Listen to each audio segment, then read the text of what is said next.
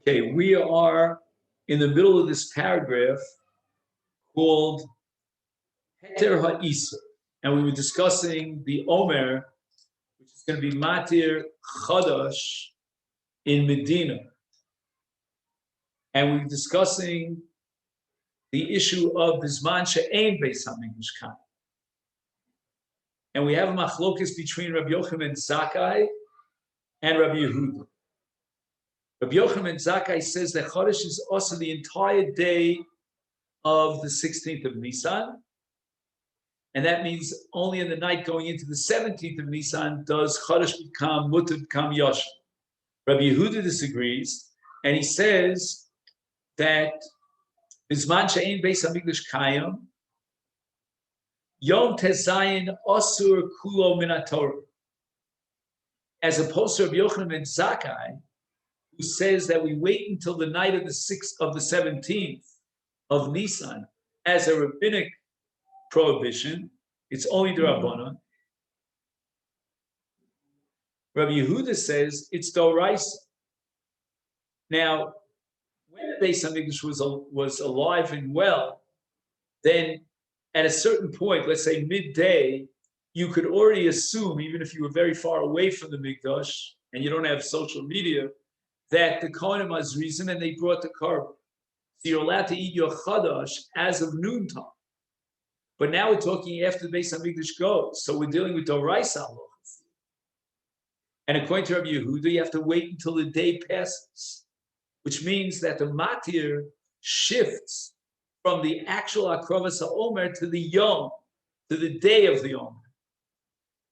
And it becomes Yashan when that day, according to Rabbi Yehuda, when that day passes. So it has nothing to do with, well, at the time of Beis HaMikdash, they brought the Omer in the morning. That's irrelevant. We don't have the Beis HaMikdash, so we don't have the Omer. What we have is the day of the Omer. The Etzem HaYom Hazeh, the day of HaKrovas HaOmer. And that is the transition between Chadash and Yashan when that day passes. So Rabbi Yehuda insists that on a Doraisa level, you will not be allowed to eat Yashan, because it's not Yashan, it's still Chadash, until the day of the 16th passes. Whereas Rabbi Yochanan ben Zakkai says that the only reason the 16th is Asr is Midrabbanan. What's not clear is, why did the Rabbanan make such a, if Rabbi Yochanan ben Zakkai holds that at the beginning of the day, let's say daybreak, there's already a matir that transforms Chodesh into Yashan, why did the Rabbanan say wait until the end of the day? That has to be understood. Now, in order to explain why Rabbi Yehuda is of the opinion that Midaraisa, you have to wait for the heter of Yashan until after Tetzayin B'Nisan, we have to understand that Rabbi Yehuda posits a contradiction, an apparent contradiction in the psukim. One pasuk says, Ad etzem hayom hazeh, and the other pasuk says, Ad haviachem es omer atnufa. So when does Chodesh become Yashan? Is it etzem hayom hazeh, or is it Ad hakrivchem es omer atnufa? There's a steer in the psukim. And Rabbi Yehuda is going to reconcile these psukim by saying that Kan Bizman Shemigdash Kayim, when it says Bakrivchem es Omer Atnufa, it means the Migdash is alive. And Kan, when it says Be'etzem HaYom Hazeh, that's when the Migdash is Charev. And the Isser of Chodesh continues Ad Etzem HaYom Hazeh, which according to Rabbi Yehuda means until the day passes. Once the day is ended, then all the Tuach Hadasha magically turns into Yashan. Now let's get back to Rabbi Yochanan ben Zakkai. According to Rav and Shmuel, Bizman shebeis hamikdash kayim, hakrovas ha'omer matiras hachodesh min haTorah. That's clear. Bizman she'ein beis hamikdash kayim, heir hamizrav Yom Tezayin Matir HaChodesh Min HaTorah. With daybreak, we'll call it an Eitzachama, if you will, otherwise known as Heir HaMizrach, so that the eastern horizon is lit up after sunrise. At that point, Chodesh becomes mutter min Torah, and that's Bizman she'ein Beis Hamikdash Kaim. Because with daybreak, it's already considered Etzem Hayom Hazeh. So Rabbi Yochanan Zakkai, according to Rabbi Shmuel, is of the opinion that when it says Ad Etzem Hayom Hazeh, it means until the Etzem Hayom Hazeh. We don't wait until after Etzem Hayom Hazeh. And that's called Ad V'lo Ad Bichlal.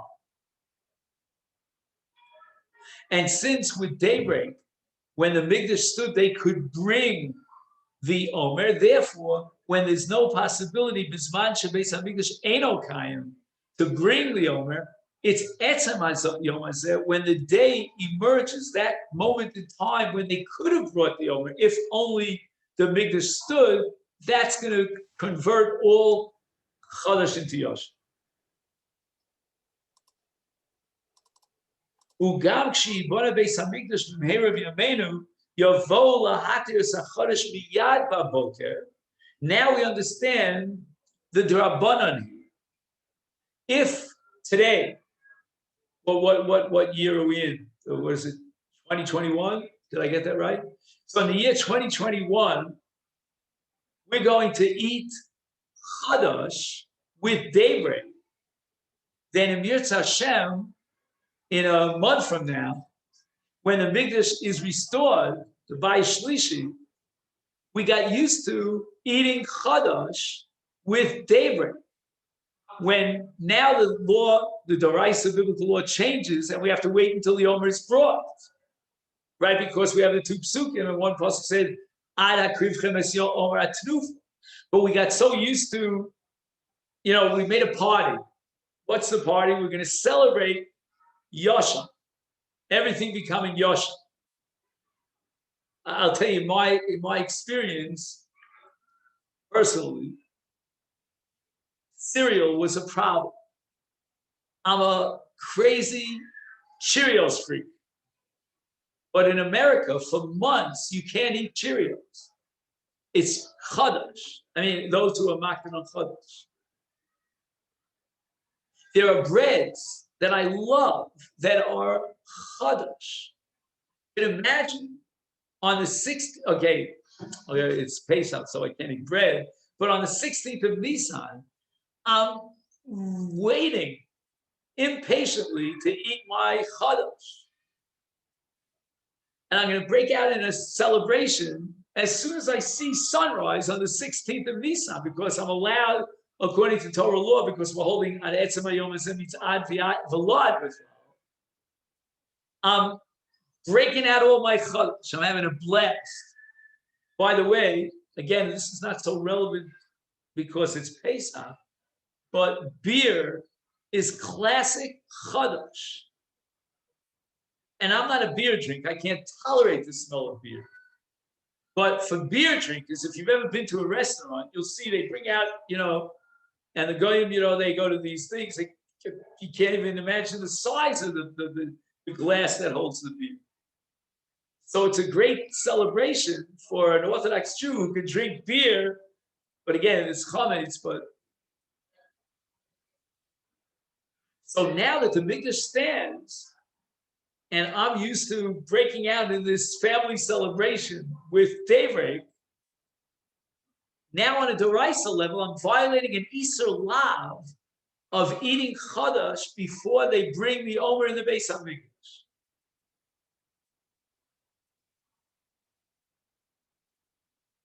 Is therefore Gazru Chachamim Sheikol Hayom Asur, that the entire day is Asur, even today, when there's no Mikdash. She'im natir bizman hazeh misheira mizrach gam ki shibona Mikdash b'heira yavo lahatir sachodesh miyad b'boker shel yom tezayin v'lo yamtinu ad she'akrovas ha'omer. That is the opinion of Rav and Shmuel. And now we get to Rabbi Yochanan Rish Lakish. Gam bizman shebeis hamikdash kayam Netz hachama matir es hachodesh. We do not have to wait, according to Rabbi Yochanan ben Zakkai, until the Omer is brought to transform our chodesh into Yoshan, to Imater chodesh. Netz hachama is enough, because the Torah says had etzem hayom hazeh, and that etzem hayom hazeh applies even when the Mikdash stands. The ein tzorach lahamtin ad hakrovas haomer el lemitzvah bilvad. Now, what that means, b'mitzvah bilvad, I mean, it says ad haviachem es omer atrufa, and that seems to be a mitzvah of waiting until after they bring makar to the omer. But in any event, it's not chodesh. It's a separate mitzvah. Like, it's a kavod. You give a respect and a sign of respect to the omer that you wait ad haviach. But as far as chodesh is concerned, with hanetz hachama etzem hayom hazeh, it is already yasha. Ulefi zeh lo gaza Rabbi Yochanan ben Zakkai b'zman hazeh she'eh yom tezayin kulo asur. In other words, you can't understand the Gzera the way Rav and Shmuel understood the Gzera in the framework of Rabbi Yochanan, because in the framework of Rabbi Yochanan ben Zakkai, because Rabbi Yochanan and Reish Lakish understood that even on a Doraisa level, when the Mikdash itself will be rebuilt, we don't have to wait until the Omer is brought. It's already Yashan with daybreak, with Hanetz, Mishahira Mizrah. So there's no reason to make a Gzera that if I allow you today when there's no Beis HaMikdash, you'll come to do this when there is a Beis HaMikdash, because even when the Beis HaMikdash is Chai V'Kayim, we don't have to wait to be Mater Chodosh until you bring the Omer. Elo, Shenechleku Tanakama Rabbi Yehuda B'Shitaso. So what now is the Machlokes? The Dasa Tanakama Hiter Rabbi Yochanan ben Zakkai Bein Bisman HaMikdash Ubein Bisman Hazeh She'ein Mikdash Misheheira Mizrach Uledas Rabbi Yehuda B'Shitaso Bisman Abayis HaKrovas HaOmer Matir Ubisman Hazeh Kol Yom Tezayin Osum Min HaTorah.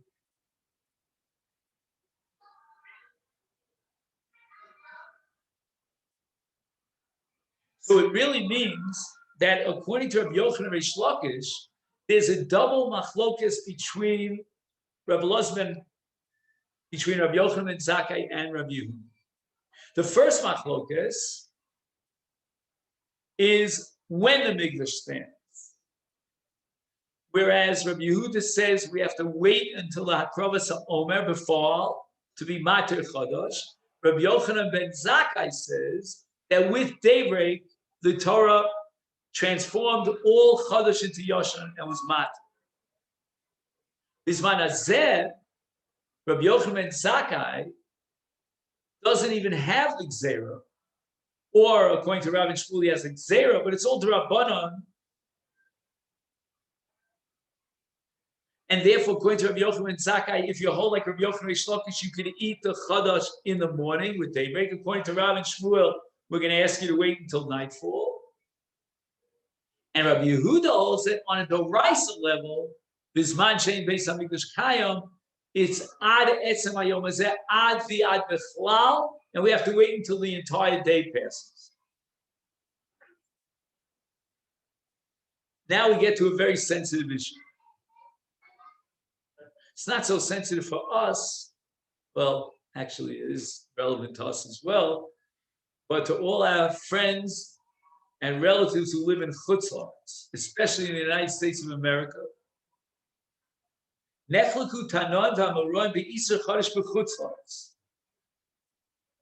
to start with the Shita of Rabbi Eliezer and Rabbi Akiva, Rabbi Shimon and Rabbi Yossi, Rabbi Yehuda, and Rabbanan Debei Rav Ashi B'Ravina. Yesh Noeg Min HaTorah Iser Chodesh Afilu B'Chutzlaretz. If you can't be more explicit than this, it says Bechol Moshmo Seichem. Whenever the Torah adds those two words Bechol Moshmo Seichem, it comes to include Chutzlar. So that long list of Tanoim just simply reflects the Pshuto Shel Mikra. However, there is one sheet. He quotes it here in the footnote in the name of Rabbi Shmuel. Oh, he says that there are other Tanoim that might agree with Rabbi Shmuel. Okay, you have to go through the Sugya Menachos. Eino noig b'chutzos min haTorah. There's no Isur Chadash midoraisa in chutzos. It says b'chol moshel seichem. L'mayit she'af be'eretz Yisrael lo noig isur ze miyad b'knisas Yisrael la'aretz. We have to wait till li'achar chiluk kibush v'chiluk, which is a 14-year period. So the entire b'chol moshel seichem is relevant to a period of time in Jewish history that's 14 years. And it's telling us that the Isur Chadash did not kick in, it was not activated until after that 14-year period. It's not enough that the fruits, or the grains, I should say, grew in the land of Israel. We need to wait until it's Moshvo Seichem. Moshvo Seichem means we've settled the land.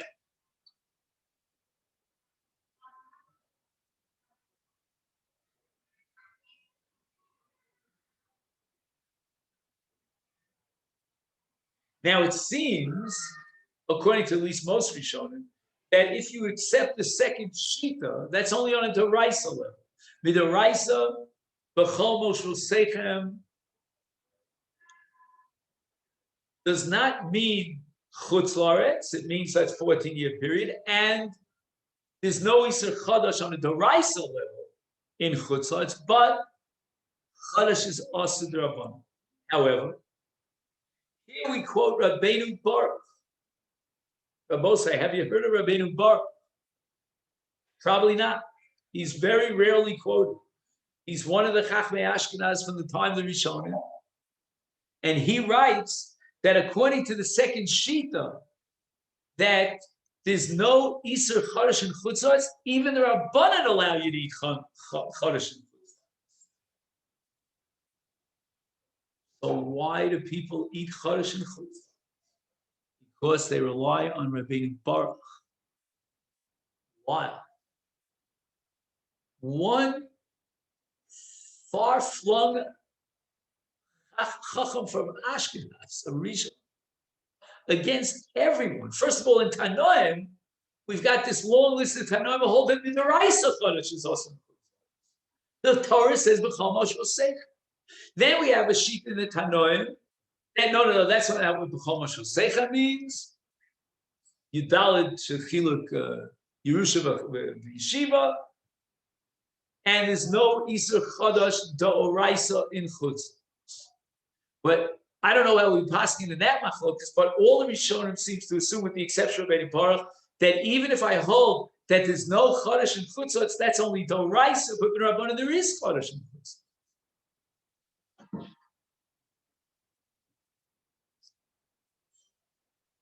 So why are my buddies in yeshiva, when I was growing up, why were they eating Cheerios? I know why they ate Cheerios, because I also wanted to eat Cheerios. But I knew that it was Chadash. And they couldn't care less.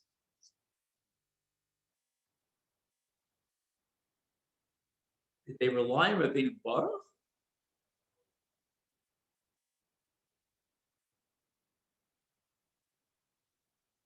So the Ramah writes that there's no Chadash and Chutz La'aretz because of a sfek, a double suffix. First of all, I don't know if what I'm looking at is Chadash. And even if it is Chadash, maybe the Hashrasha took place before Tet Zayin B'Nisan, which means the planting was 3 days before Tet Zayin B'Nisan. So also, we don't have time for this, but I just want to mention, since we're touching on it, that my Rebbe Rav Soloveitchik told us that that's not a spectacle. That's one suffix. Or in the language of the Gemara in Masechet Ksubas, Kula Chadas Shem Suffix. It's always going to come down to whether or not this is Chadash or Yasham. But be that as it may, when Rav Soloveitchik arrived by ship to America, and he asked his father, Rav Moshe, and his father told him, everything here is Yashan. You don't have to worry about it. But then, many decades after Rav Moshe died, I think we're talking the 1950s already, there was a tremendous deal that was signed between America and the Soviet Union then, in which America shipped out massive amounts of grains from the silos, stored grains. You know, Baruch Hashem, America is a very wealthy agricultural country. I don't know the names of all the states there in mid-America. And they shipped this all out within a certain agreement, a political agreement. They sold it to the Russians. And the grains that were hitting the tables in America, hitting the markets and your tables, were the freshest grains that were just harvested, because all the grains in the silos that were stored were all shipped to Russia.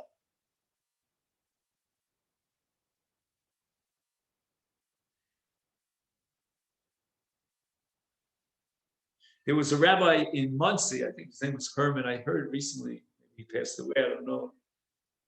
He used to publish on an annual basis a very sophisticated guide to Chodesh. And I don't even think he charged any money for it. You just signed up and you got it even in the email.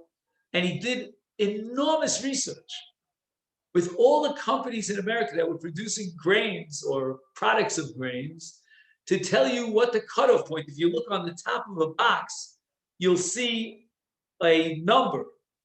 And it's very hard to read those codes. You have to know how to read them. But based on the reading of the codes, you can determine when the wheat was harvested for this particular, it doesn't have to be wheat, but for this particular product.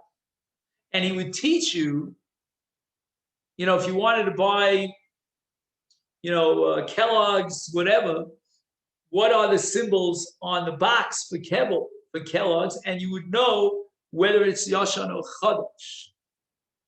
There were many other research projects. And Rav Aaron Soloveitchik was at the head of this all. Now we're up to the last paragraph of Tfuas Nochri. Is there Chodesh on grains that were grown, let's say in Eretz Yisrael, but the land was owned by Goyim? And here we're going to learn the Shita Tos and Kedushin that Isur Chodesh Noeg Af B'Tfuas Nochri. It means that Chodesh is not what you'd call a classic mitzvah karka, a chovas karka that's fluya b'karka, because again we're getting into issues with shvius, you know, about buying Arab produce during shvius. The question is whether yesh kinyan akum lafkia, whether the ownership of a guy in land in Eretz Yisrael is enough to undermine the kedusha of the karka. And Tosfos is of the opinion that at least as far as Chodesh is concerned, it's irrelevant whether the land that produced these grains was owned by a Jew or a Goy. And the Bach came up with a Chiddush, and this Bach is critical because this Bach that we're about to learn is the basis for what I told you before, my buddies who are eating Cheerios in February or March. There's no Isur Chodesh if the grains are produced by land that's owned by Goyim. And how do we know this? Because the Torah says, Ktsirchem. Ktsirchem means your Ktsir. The Torah is addressing the Jewish people, and it says, Ktsirchem, your Ktsir. That is the harvest from your land. But according to the Bach, if a guy owns the land, he produces grains and he harvests them, that could not be Chodesh. Hence, I can eat Cheerios galore in Chutz La'aretz because General Mills is owned by Goy, is it not? Now, you could ask me a different question, which is relevant to 1,000 different halachic areas, and that is stocks, partnerships, corporations, And for that, you have to really be an expert in halacha incorporation, because, like, I had a student who wanted to. He was actually just here at the LC a few days ago to visit, but way back he was living in Cleveland, and he wanted to buy into a facility of McDonald's, and they were producing, of course, basar b'cholov, which is also ba'no. So if he owns McDonald's in somewhere in Ohio, I don't remember where it was, a different city, not Cleveland, then he's getting benefit from cheeseburgers that are being sold. And basar b'cholov is also ba'no. He gets a small profit. I mean, every cheeseburger maybe gives him 0.0000 of a penny. And there are experts who work this out, that he buys into McDonald's, but he only owns this and not that. It's contractual laws. But basically, there's no problem of chodesh and chutzah according to the Bach. So you've got three choices if you eat Cheerios in chutzah in the months of January, February, March, and you're not makbid on chodesh. One choice is to rely on Rabbeinu Baruch, that we paskin like those tanoim, that there's no chodesh and chutzah, and there's not even an itzur chodesh d'Rabbanan. Or you're going to rely on the Ramah that's a sfek speaker, which is impossible. But anyway, or you rely on the Bach, that it's tuas nachri and there's no itzur chodesh. And that, in my opinion, is the only possible way that you could be mater chodesh in chutzah. You want to rely on the Bach.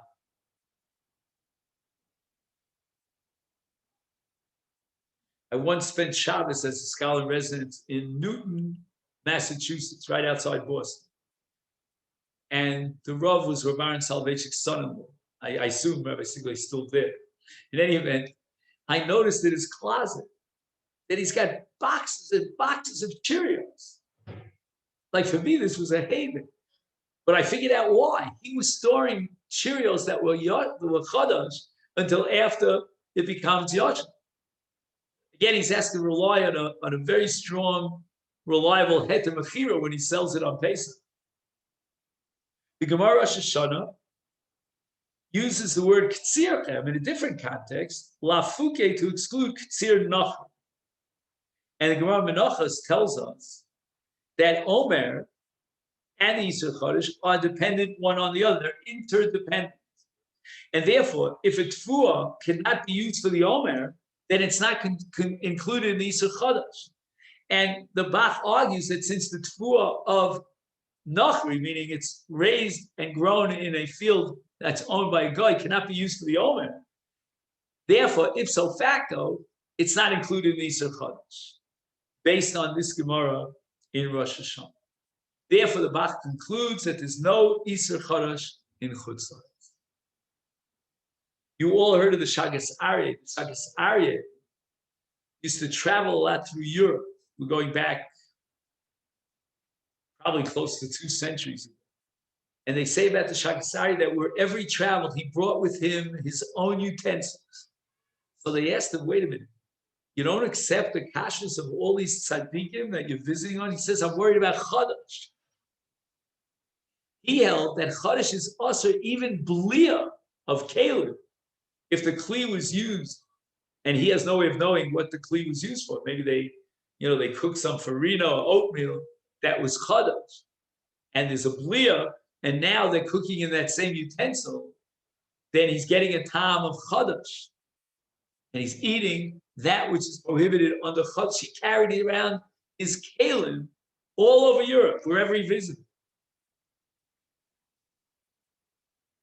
Now, what we haven't discussed yet, which we'll leave for Sunday, is what's called the Iser Ktsiras Chodesh, which means that the Torah prohibits not only eating Chodesh, but even Ktsiras Chodesh.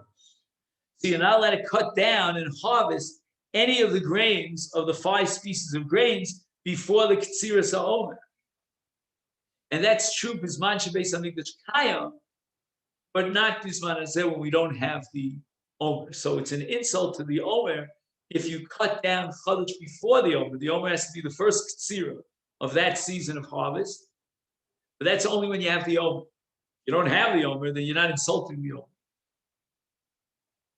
So let's just make a note of where we got up to.